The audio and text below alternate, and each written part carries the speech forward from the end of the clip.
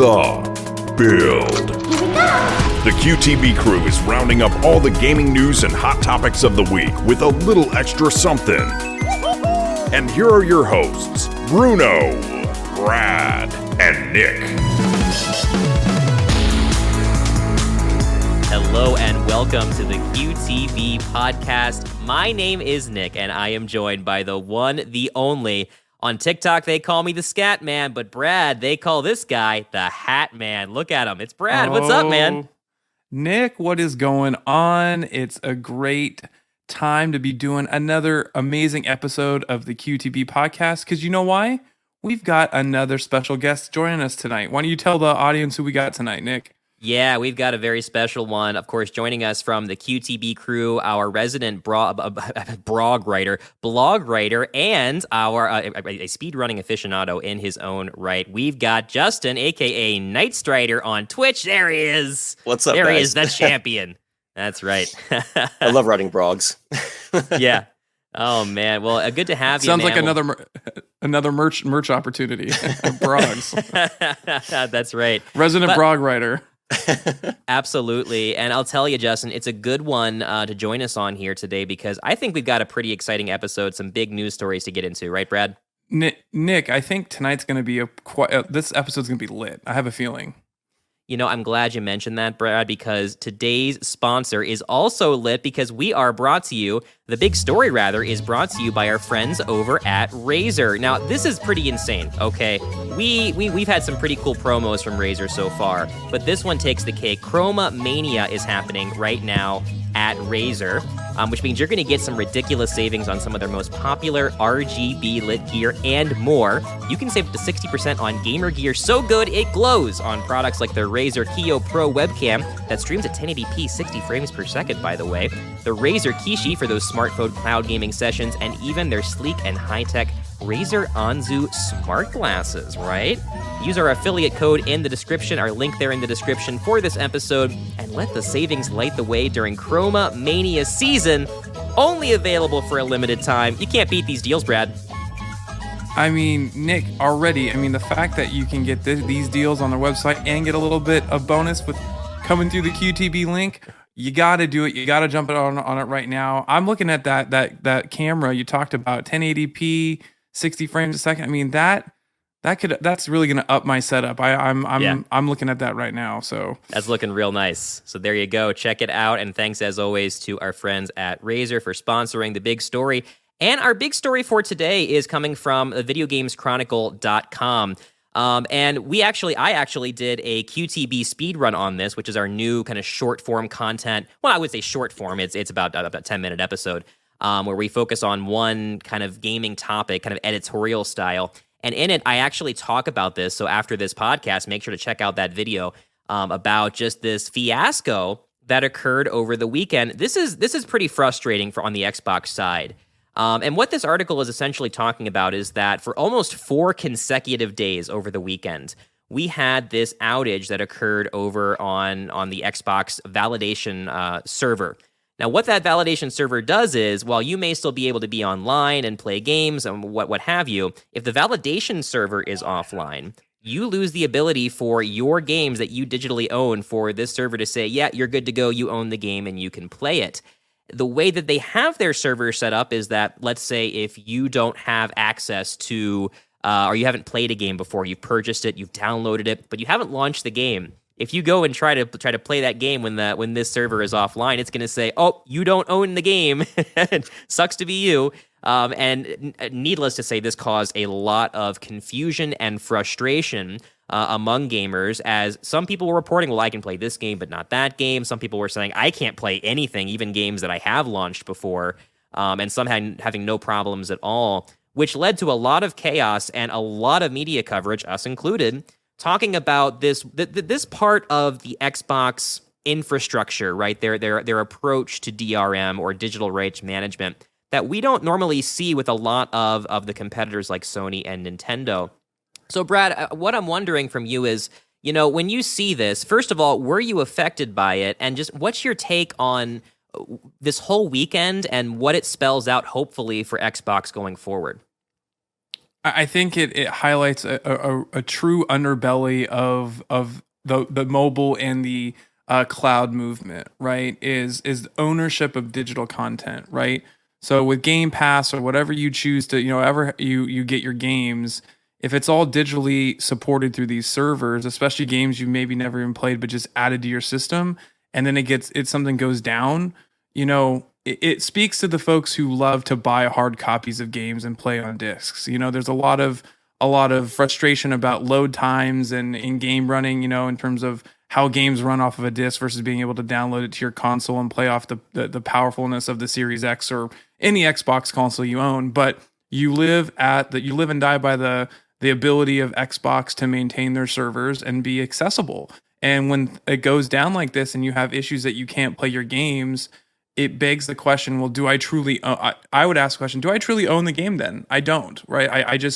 I'm getting a license to play it digitally at the expense of Microsoft when they choose to say, hey, yep, that's coming back to us now. And so are you spending money? It's kind of like it's a paid service, not so much paid for ownership. And that's an interesting, if Microsoft continues to have issues with keeping their servers from going down or it goes down more frequently, I could see seeing the fan base being pretty upset about not having access to their games.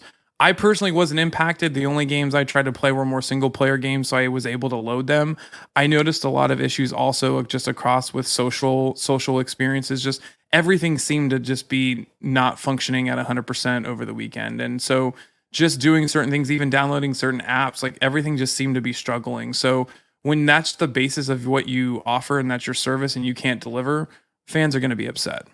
Oh, yeah, naturally. I mean, when you think about how Xbox has positioned themselves, right, to be the champion of game preservation, a topic that is becoming more and more on the forefront, especially in the retro gaming community of like, man, we can go back and play NES and SNES games, but like, are we going to be able to play, Xbox One, Xbox Series S, X, PS5 games, 50 years down the road if we really wanted to? I think there's a challenge there. So, Justin, I mean, do you think that there is kind of a bit of a juxtaposition, really, between these two stances, right? Of saying, well, we're all about game preservation, but at the same time, we have to tell you that you're allowed to play the game that you purchased at all times. Yeah, I think it's a problem, and I mean, personal opinion. I mean, on top of that, if they lose, their servers due to a power outage or whatever reason that might be, what about the consumer themselves? Or do they lose internet connection? Maybe something, they go down for repair in their community for, a day or two. I mean, if you have a digital product and you can't connect to the servers to validate that, are you just not allowed to play the game that you rightfully purchased? I mean, I for one, am against DRM in a sense, but it's definitely something that has come to light again since over the weekend. Compared to when the whole DRM first kind of kicked off around 2013, I think it was.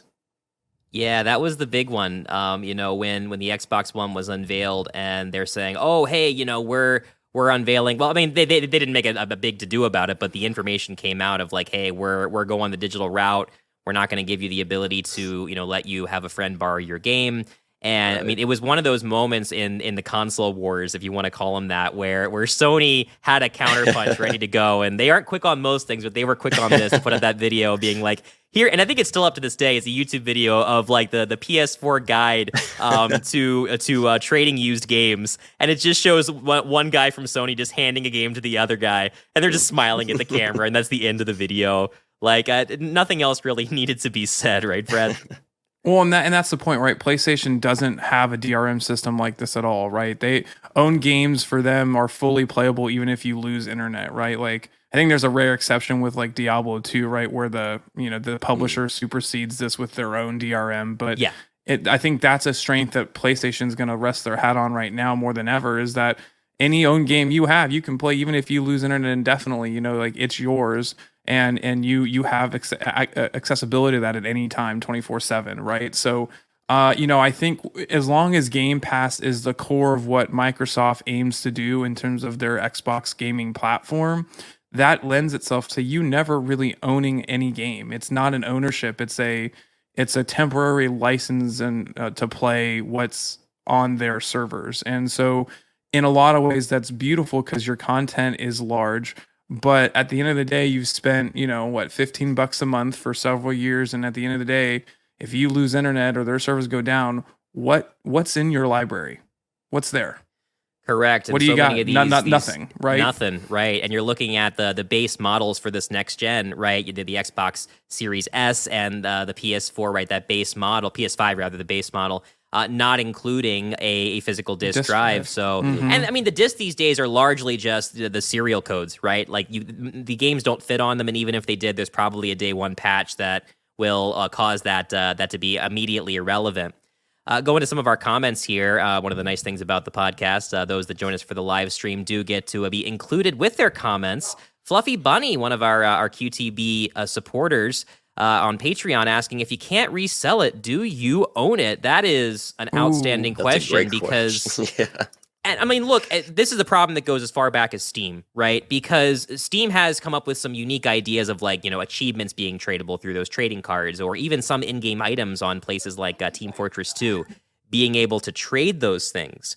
But this is something that I know a lot of people are proponents of blockchain are trying to say, well, this is something that blockchain can solve, because if these storefronts get on board with the idea of a blockchain and letting you own a game, that you can, there's a ledger that proves you own it, that you could technically somehow sell it to someone else, as long as, it would be worth less than whatever they could just get for it on the Steam storefront or the Epic Games storefront. But the counter argument to that is, why would a storefront ever agree to something like that? Because that would undercut their own sales. At the end of the day, I really think, this is just how it's going to be with digital game ownership. I don't see any path forward to say, hey, I've got a game digitally only, and I'm going to transfer the rights to you for X amount of dollars, right?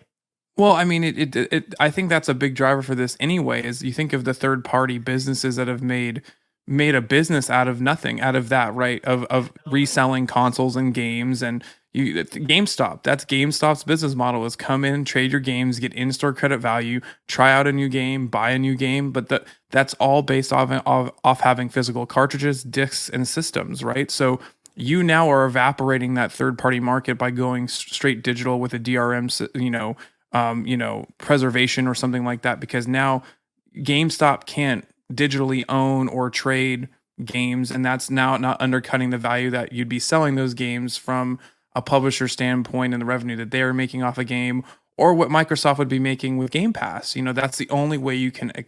Those are the two ways you can now make games accessible. You can't go to a GameStop and pick something up off the shelf. It's just, that's going to be irrelevant in another 5 or 10 years. I think that makes sense to me. I just... the GameStop is trying to find ways to be relevant. It's been a lot of fun watching it as a meme stock, as they say. But I think there's going to have to be some pretty big innovations there for physical media to continue to be the way forward. It clearly is for Nintendo, and I talk about this on the Speedrun episode of, look at what's happening on the Nintendo side of things, that game collectors are really rallying around the Nintendo style, and even entire companies are coming out of nowhere that their entire job is to take indie games that are digital only and give them physical releases, not just for the Switch. Some do branch out into PlayStation and Xbox, but the Switch seems to be the most popular place to make that happen. There is a market for it. It is very important. Also, Mako Titan here saying, not only that, but they showed the PS4 video at E3 of all places. They wanted to send that message all the way home. I mean, that was beautiful. When E3 was a thing, that was the place to do it, right? Absolutely wild. But I think what you're going to see, Nick, is in another 5-10 years, as physical media in the gaming sphere starts to dissipate even more, you're going to have old school fans who are going to want to just have that opportunity. You're going to see kind of this consolidation of who has and owns the old systems with the old physical discs and cartridges, and there's going to be a need and a want, supply and demand, to want to have those available. People are going to pay high end out of their pocket to be able to have an original Mario 64 cartridge, or it's already happening today, right? So that niche market is only going to get more specialized and more and cost more, right? Because as these go away and new discs and new things are not brought out, there's a limited number of those copies, right? So I think true old school fans will gravitate towards trying to still buy and have those for their own personal collection. and going forward, that will be a relic of a past time. Yeah. What I'm really hoping for here is that we see the same thing that we saw when the news broke that they were going to increase the cost of Xbox Live Gold, where the fans, and there's been a lot of backlash over the weekend because I mean, look, there is nothing. I think every gamer can agree on this. There is nothing worse than having an entire weekend of gaming stripped away from you for some dumb reason. Sometimes it's like a DDoS attack on like Xbox Live servers, and you can't play online. Or in this case, it's just something as arbitrary as a single server. That's its job is just to say, "Hey, you're good to go," saying, "Hey, you are not good to go," and everything goes down the tube. It's a domino effect that really upset a lot of people, and I think made many people rethink. Man, do I really want to commit to the Xbox ecosystem long term if my game ownership can be turned off, as easily as that?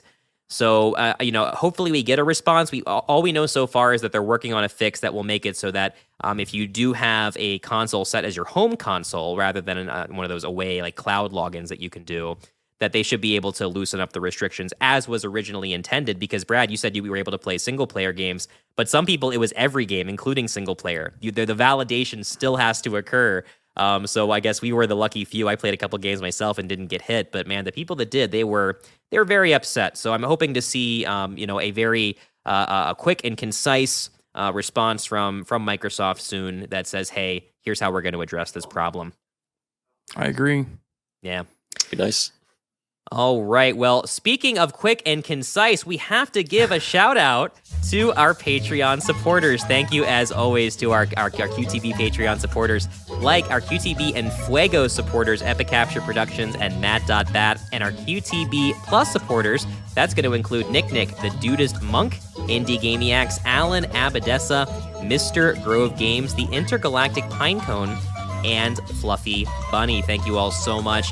This month we've got a lot of great stuff happening on Patreon, including we have a double header this month for our QTB Nostalgia Vault bonus podcast. You can only get there. We're going to be talking about 90s McDonald's and 90s Burger King, the ultimate 1-2 punch of the fast food game. They're getting their own episodes, and they're going to be delicious. You might even say I'm loving it. Wow. Oh, wow. Well, I have a feeling that's going to be a big and tasty episode, Nick. Oh, wow. Man.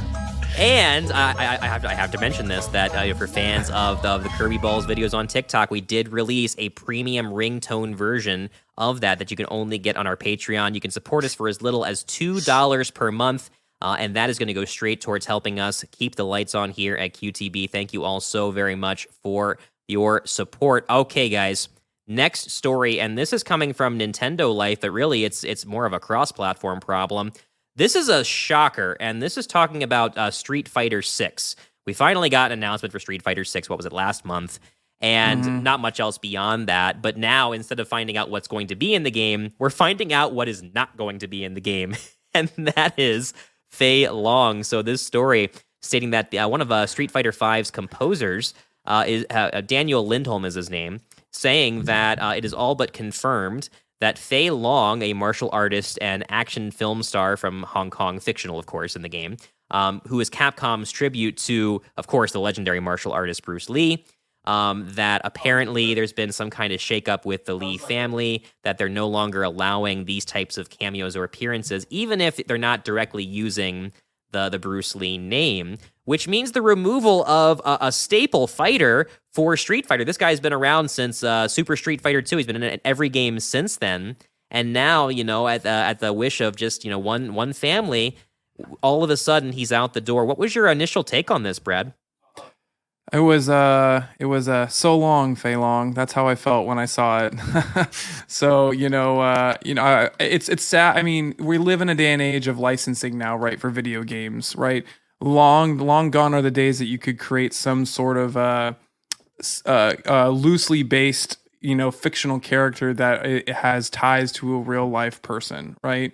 And now you either have to go full into it with a licensing deal to obtain the rights, or just try to avoid it altogether, right? Because I think what you're seeing, especially with someone immortalized in real life as Bruce Lee, people are very sensitive of how the families of those people are represented in media, whether it be in the news or on video games, it doesn't matter, right? So as sad as it is, I think I even though I feel like Street Fighter pays homage in some ways to Bruce Lee, in a fictional way, I can see why this is they're making this move to save themselves a huge legal situation with huge financial ramifications, right? I mean, That's really the only way you can interpret it, right? So a good question from Mako Titan in the audience saying, parody is protected by the First Amendment as a form of expression. So why are they removing him? Is it just out of respect to their wishes? So right now, all we have is just kind of this interview with Daniel where he's essentially saying, and he says, this is a quote, he said, a character I would like to rewrite the music for would be Fei Long. But he says, I have sources, and not only Capcom, but also friends in the US who are very close friends with the Lee family, and they've basically said that any kind of resemblance to Mr. Bruce Lee is now omitted for comedic effect or comic stuff. It needs to be honorable, and that's why we won't see Fei Long again ever. I kind of take issue with that. It seems like Capcom, if that's true, is overreacting because I don't see any kind of comedic effect with the Fei Long character. I think Street Fighter is pretty darn serious. I know the characters can be kind of caricatures at times, and larger than life and, over the top with the way that they fight. But I mean, Fei Long is pretty clean cut as far as his presentation. I wouldn't ever view him as a comedy character, right, Justin? Yeah, that's the thing that's actually shocking to myself. For as long as he's been in Street Fighter, I've never gotten that feel from his character that he's there as a comedic effect. He's always been this, brilliant martial artist, much like Bruce Lee was. Yeah. So it's a bit of a shock that this is coming out of the blue like this. We've never heard anything as far as being that they had any issues with him being in the game or his likeness being used in Street Fighter. So for them to come out, if this is true, being the lead family, to have him removed from the game, or they're doing it out of respect to the lead family, it's just wonder why now compared to all the other instances where he's been involved in the game. Yeah, there is some speculation that that we did have there was an appearance from Bruce Lee, obviously not the real Bruce Lee, but in Quentin Tarantino's film in 2019, Once Upon a Time in Hollywood. There is some belief that maybe that his appearance in that caused the family to say, you know what, we want him to be more respected in the appearances that he makes in any way, shape, or form, even if it's not with his real name. Again, I most likely think that this is an overreaction from Capcom. If this is true, right now we're going off of what a single composer is saying, but it's making a lot of headlines. So if Capcom wants to strike that down and say, no, that's not the case, now would be the time to do so, and they haven't. This has been news for about 2 days now. So I do think we basically at this point know just by by their silence that this is most likely the case. Now, there is a great article I was looking at from Watch Mojo of the top 10 video game characters based on celebrities. And I think it's a good conversation piece and kind of why I wanted to cover this story because, you never really think about this when you're making a video game, but it happens all the time that a character will be either loosely based off a real person that maybe you can just tell if you're paying close attention, or it's admitted in a developer interview down the line. Or, maybe it literally is that person, right? We're seeing that more and more in video games with the actual people showing up in video games. So this list goes over that top 10, video game characters based on celebrities. And I have to ask you, Brad, do you think it's a potential pitfall in 2022 for a video game company to make a parody character to pay homage, with the risk that down the road, if this becomes a successful franchise, rather, that they could risk them saying, oh, well, we want our cut of the pie, or we just don't want you to use his name at all. We could sue you, right? This is something I'd never thought about before. Oh, you hit it right on the head. I mean, and I don't blame Fortnite for this, but Fortnite has exposed or leveraged that because they have such a gigantic financial pool to dive into, right? So they can throw money at anyone they want, celebrities in different industries. I mean, man, who haven't we seen get a licensed skin in Fortnite, right? And there's money to be had by signing away your likeness to be used in a video game. And so I think long gone are the days where you can pay and try to argue that you're paying homage to someone without having to cut a check.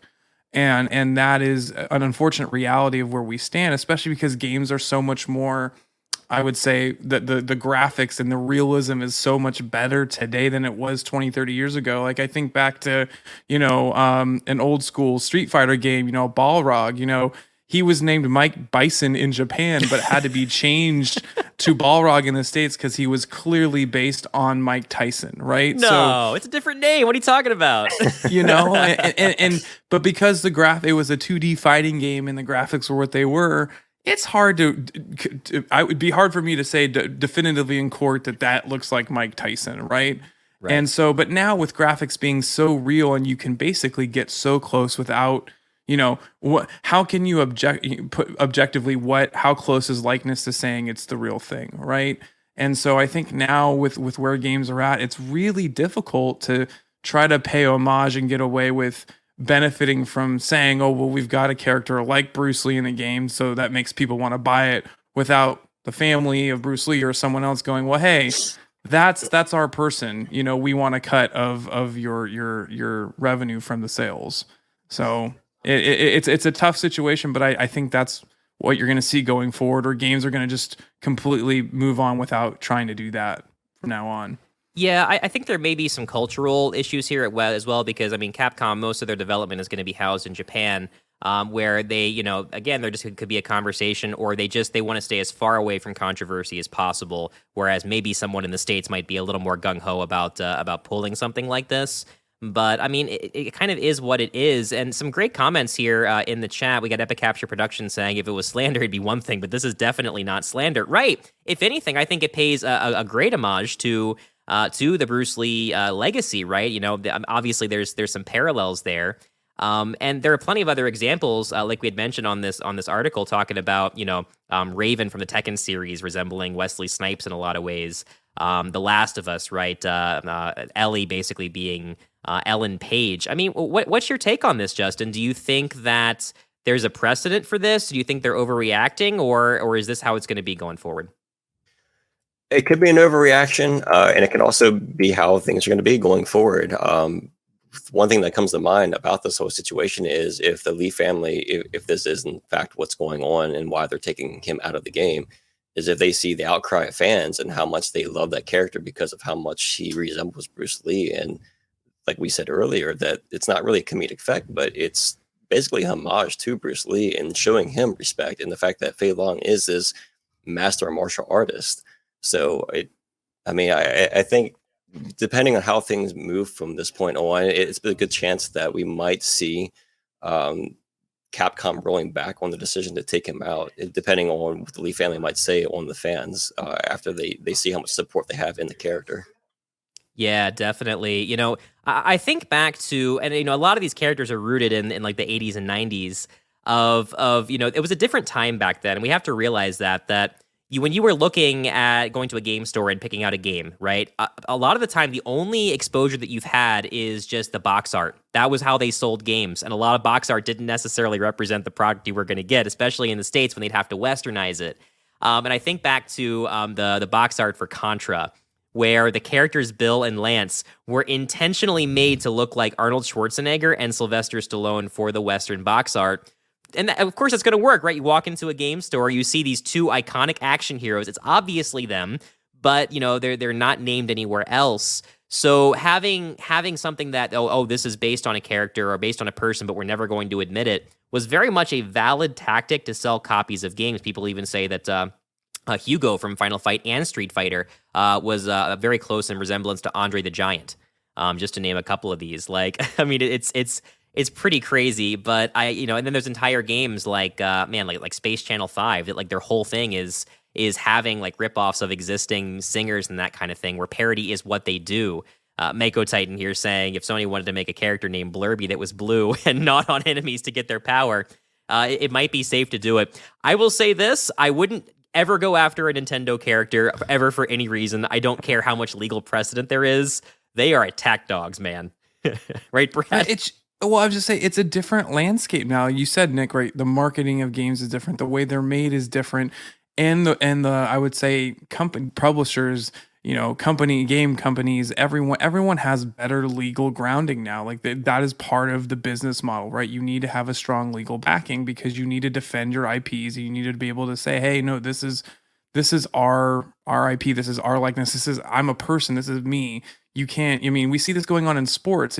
In college sports now, there's the NIL. It's the opportunity now for college players to sign endorsement deals, make money off their likeness after decades of the NCAA making video games and using the likeness of their college players to make money. And so now college players have an NIL deal opportunity. They can pursue their own interests and make some money and not lose their amateur status. So it's going across all industries. Gaming is not alone in this battle, where you have to now be able to license and get a deal, and there's got to be a financial transaction associated with using characters in games, or having a cross pollination of like Fortnite, right? Like bringing Bruno Mars and Anderson .Paak, or Ariana Grande, or bringing in the Street Fighter characters. All those things had to be a contract with those people, with their agencies, to want to bring their likeness. And before maybe it was like, wow, this game wants to honor me by making someone that looks like me. Oh, that's pretty cool. I'm down with that. Like those days are gone. They are. That's a really good point. I like where you're heading with that, because I think of Mortal Kombat, right? And they nowadays, they don't need to beat around the bush with making a character based off someone. They just go throw the money and get it, right? They got Rambo, they got Terminator, like it's no problem. And fans love it for that. So RoboCop, for God's sake.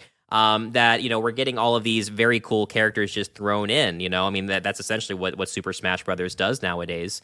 That, man, it's an interesting conversation that's coming from it. Who knows if we have confirmation on it or not? But at least the conversation is happening now about, hey, this is something that may potentially happen with the new game. That would be a low point, as little information as we've gotten about Street Fighter, if we already know that a staple character won't be returning.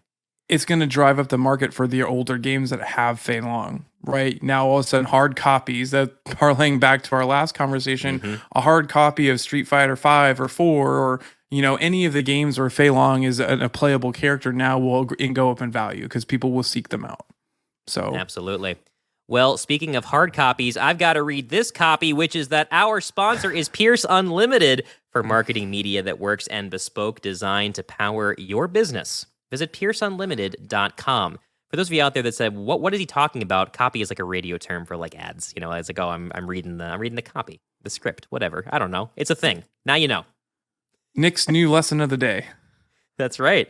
I'm trying to teach people stuff. And speaking of new lesson of the day and trying to teach people stuff, we've got a new segment here we wanted to bring in, because we figured, my goodness, we're trying to talk about the latest gaming news. So why not talk about upcoming game releases? And we're going to do this as a recurring bit. And feel free to let us know in the chat, or in the comments if you're watching this after the fact or listening, what games you're excited for that are coming out this week. The big releases here, thanks to Metacritic.com for this release list. We've got coming up on May 10th, We Were Here Forever, a PC puzzle and adventure game. Consoles looks like it's still to be determined, but will get a release eventually. Also coming out today, May 10th, that's as of this recording, Salt and Sacrifice, an action RPG on the PlayStation 4, 5, and PC as well. Getting decent reviews there on PC. What do you know? You know something about that game, right, Justin? Yeah, I believe this is the sequel to the Salt and Sanctuary. Essentially, it's a Souls-esque game. Dark Souls, for those who may not be familiar with a Souls-type game. If I remember correctly, the Salt and Sanctuary was made by just a husband and wife team, if I'm not mistaken. So this is the sequel from that game, and it's essentially just another Souls game. It looks fantastic. It's 2D, old school style graphics. If you've played a Souls game, the difficulty. Right. But yeah, it's exciting actually. I love that they're continuing with this story basically. I'm looking forward to it. It's great to see indie games have successful outings. It's even better to see indie games manage to get that second entry, because it's got to be just so much work for these developers to come back in there and go at it a second time, and a rare opportunity, I really think, without being bought out by some bigger company and now your game is being made by them. So congratulations to them. That's awesome. Absolutely. Especially for such a small team. And also coming out today, Ayuden Chronicle Rising action RPG, getting decent reviews there on the PS5, and also will be cross-platform Xbox Series X, Xbox One, Nintendo Switch, and PC if you want your RPG fix. Also, Brigandine, The Legend of Runersia, coming out on May 11th, the PC version. Strategy game, The Centennial Case, a Shijima story. A Shijima story. Yes, say that 10 times fast. This is an FMV adventure game. I love that the FMV game is making a triumphant comeback. So many of the old ones like Night Trap or Double Switch with was it Corey Feldman was in that game. Getting these like re-releases and getting the footage, getting the HD versions of it. But to see new games coming out as well, I know there's some Game Pass offerings that do that. It's fun to see, and it's great that there is some mild success in that field, right, Brad? No, you're right. I mean, I think you've got a better lay of the land on those types of games than I do. So I gotta ask, are you going to try it out? You going to pick it up? I don't know that I'll pick it up, but like there's something about them that are just so special because they have that level of kitsch where it's like it's never going to be like an A-list celebrity or actor that's going to be doing these things.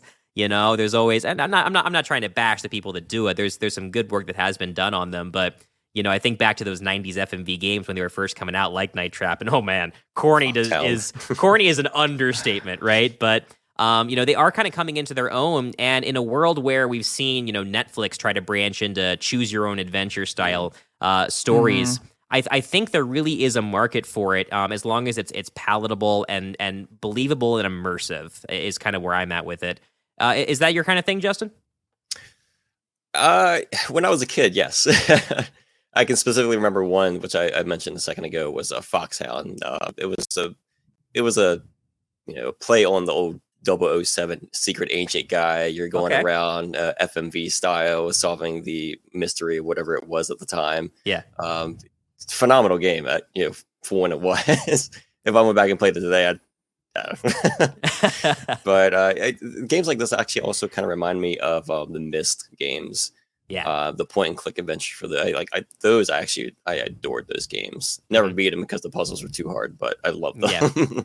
Yeah. And man, I think the big release for this week, hard to dispute, on May 13th, Evil Dead the game is getting a release.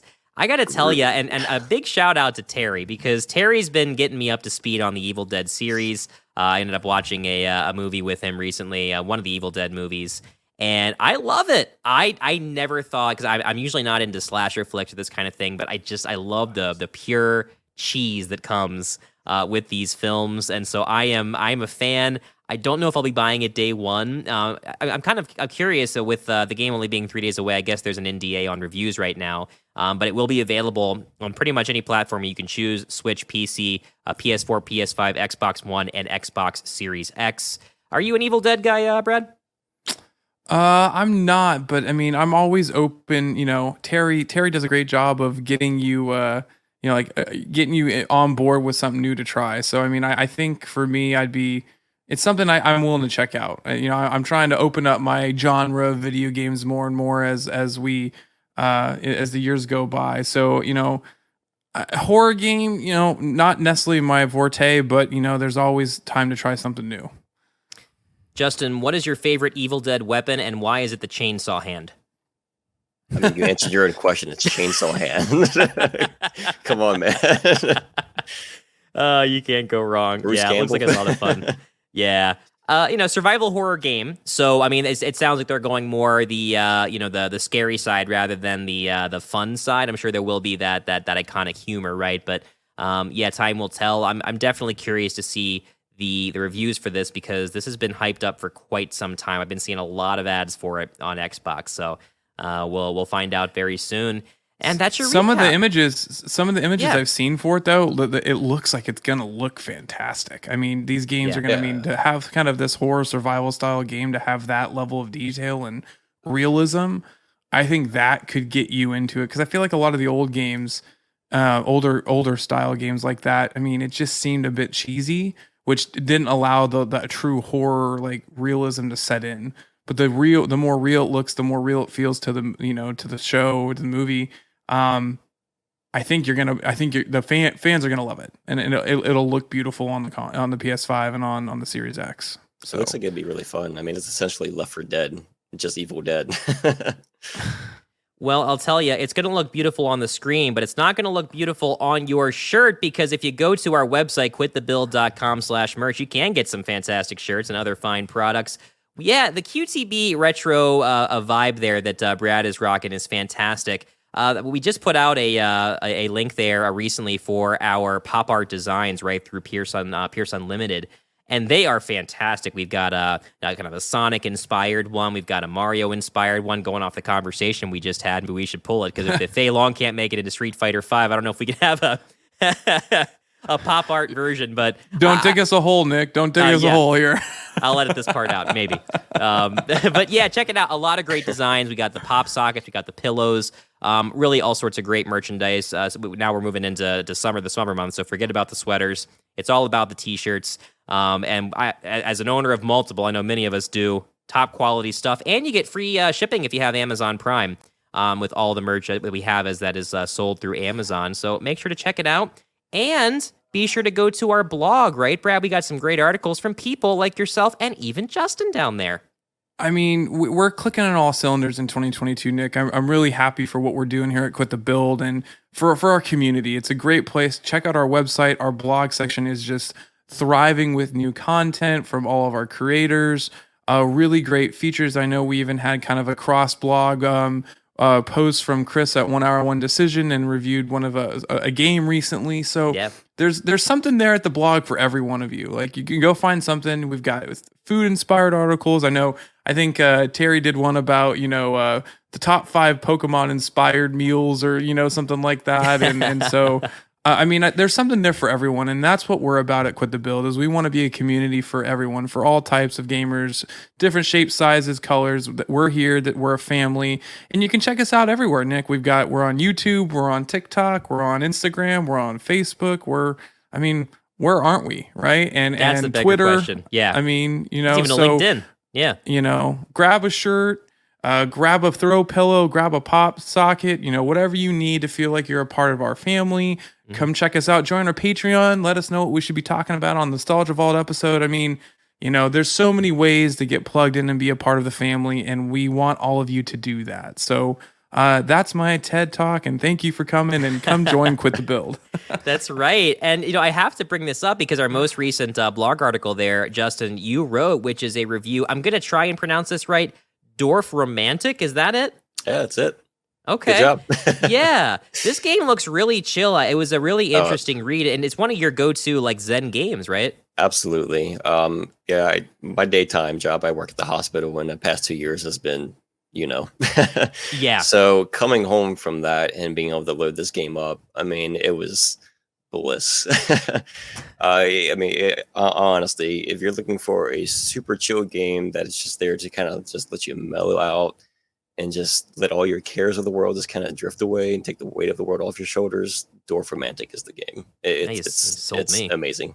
Yeah, amazing. So go to our website again, quitthebuild.com/blog. Check out that article from Justin and a whole lot more happening there on the website. Well, that is going to about do it for this episode of the QTB podcast. Justin, you've already done it once, but I'm just going to let you know you're going third. For Brad and Justin, I'm Nick. For Nick and Justin, I'm Brad. For Brad and Nick, I'm Justin. He did it. Peace out. What it do?